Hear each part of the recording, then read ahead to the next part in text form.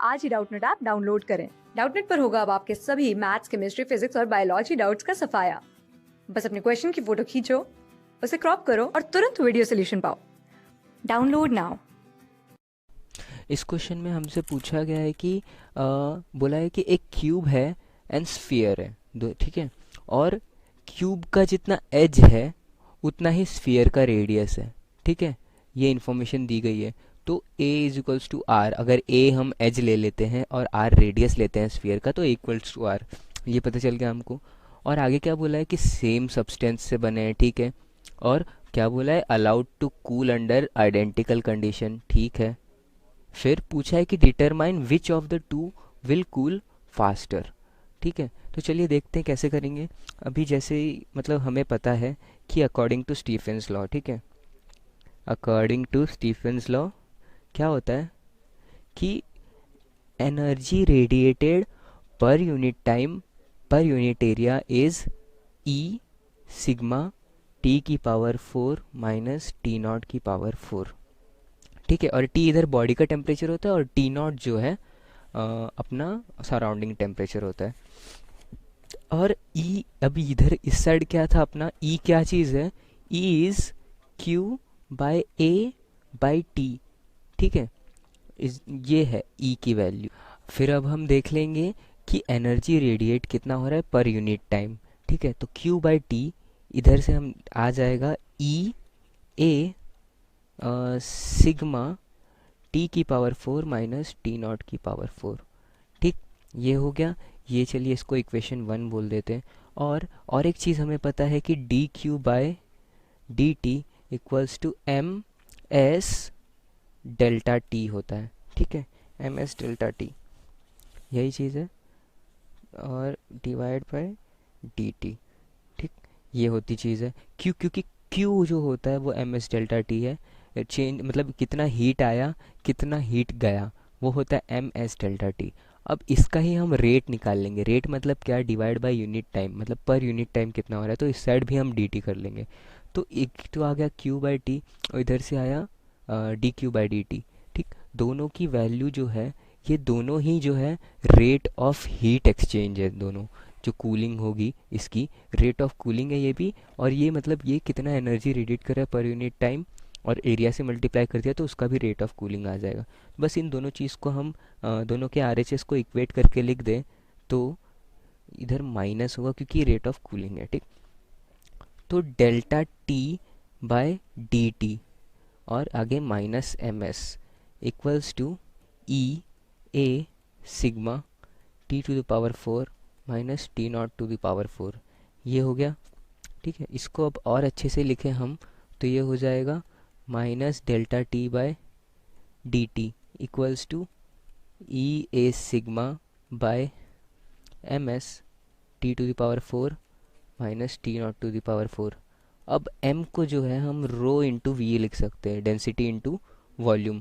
तो e A sigma T to the power 4 minus T not to the power 4 divide by rho V S. अब ये आ गया हमारा जो रेट ऑफ कूलिंग का है रिलेशन विथ अदर क्वांटिटीज़। अब हमारे क्वेश्चन में क्या दिया था देख लेते हैं एक बार कि आइडेंटिकल कंडीशंस में कूलिंग हो रही है। तो अगर हम दोनों का देखें, स्फीयर का कूलिंग देखें और क्यूब का कूलिंग देखें, तो आइडेंटिकल कंडीशन बोला है मतलब क्या, उसका सराउंडिंग टेम्परेचर भी सेम होगा और बॉडी टेम्परेचर भी सेम होगा। तो दोनों के लिए जो T raise to 4 minus T not raise to 4 है वो सेम हो जाएगा। तो इसको हम कांस्टेंट जैसे ट्रीट कर सकते हैं। सिग्मा ऑलरेडी एक कांस्टेंट है, ई भी सेम बॉडी का है, सेम सब्सटेंस के बने हुए दोनों, इसलिए ई भी कांस्टेंट होगा और एस भी कांस्टेंट हो गया।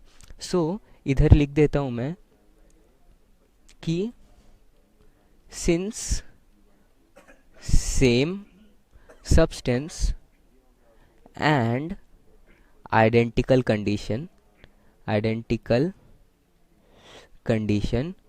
therefore e sigma t to the power 4 minus t naught to the power 4 divide by rho S, ये चीज़ क्या हो गई, कांस्टेंट, ठीक है।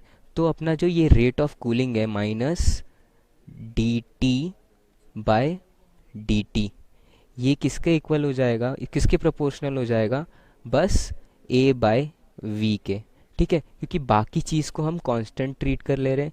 क्यों? क्योंकि same condition, same identical condition और सेम सब्सटेंस दिया गया है। तो अब बस रेट ऑफ कूलिंग देखने के लिए हमें ए बाय वी की वैल्यू देखनी होगी स्फीयर और रेडियस के लिए।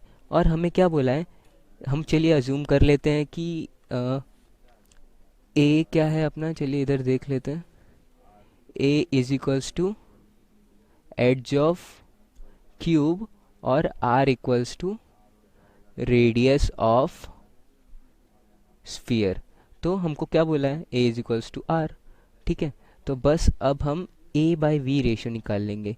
ये हो गया स्फीयर, ये हो गया क्यूब। ठीक है, हम पहले स्फीयर की क्या निकालेंगे, एरिया। स्फीयर का एरिया क्या होता है, 4 पाई स्मॉल आर स्क्वायर, और ए इज इक्वल्स टू आर है तो हम ए की जगह पे आर ले लेंगे। क्यूब का टोटल एरिया क्या होता है, 6 इंटू एक फेस का एरिया, वो होता है ए स्क्वायर, और ए स्क्वायर का आर स्क्वायर कर सकते हैं हम लोग, तो 6 आर स्क्वायर हो जाएगा वो। ठीक है, सिमिलरली वॉल्यूम ले लेंगे हम।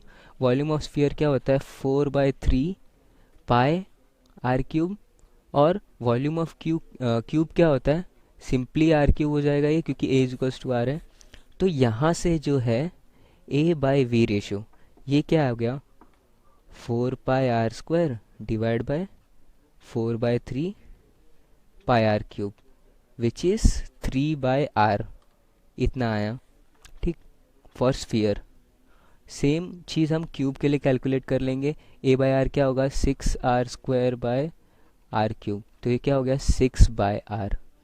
ठीक, अब जो है हम देख सकते हैं कि A by V of cube greater than A by V of sphere. देखिए ए बाई वी से प्रोपोर्शनल है रेट ऑफ कूलिंग, और क्यूब का ए बाई वी ज़्यादा है देन स्फीयर का A by V. Therefore rate of cooling of cube is greater than rate of cooling of sphere.